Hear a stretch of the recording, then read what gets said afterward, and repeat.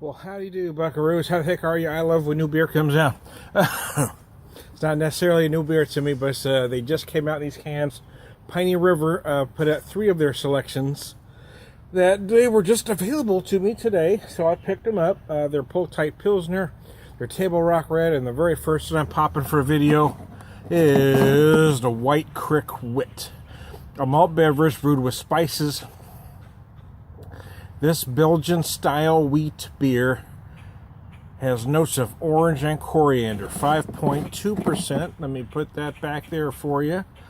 This ale is handcrafted in the Ozarks, where there are more rivers, lakes, and streams to float, fish, and sail than we can name. The flavors of White River Brewing Company honor these wet Ozark playgrounds. Let me put that there for you to see.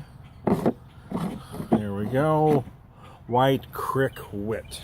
Now, this isn't one of my favorite styles of beer. I mean, I've kind of gone on record as saying that, so it's nothing new in the sun for anybody.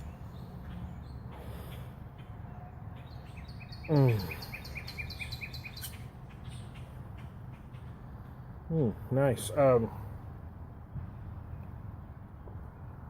But as the style goes, this probably is one of the best, if not the best versions of one of my personal favorites anyway. I mean, there are pseudo-craft versions without mentioning any names. I'm not going to. They don't need my help. They do plenty of advertising on their own without me saying their name. You know, this ran $9 a 6-pack, so it is slightly more than a macro version of the style. But I actually get an honest-to-God version of the style, and not, you know, not a almost version of the style.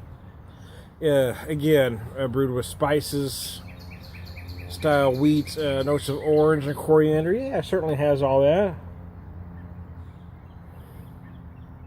And you certainly can tell, I mean, you can really feel that Belgian yeast as well.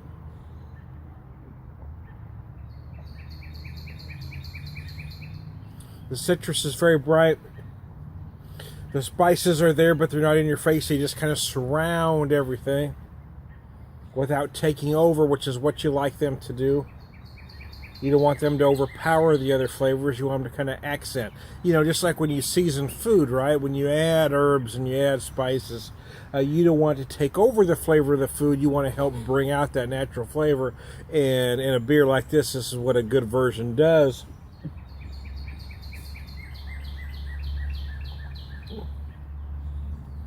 And it has a bright, nice, crisp finish. This isn't an extremely effervescent version of the style. The effervescence is very light, to be honest with you. It is a beautiful summer offering. As you can see, I'm drinking it rather darn quickly. Yeah, I didn't mean to, but I am.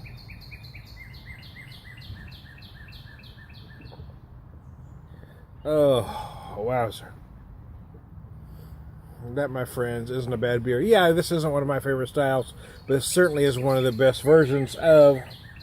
You know, anytime you can buy a real craft version, I don't buy a pseudo-craft. I just don't. You know, you can argue, well, Tom, maybe it's as good or as good quality. I just don't think it is. I mean, if you like it as well, that's fine. But if you really understand the flavors, I don't think you're going to.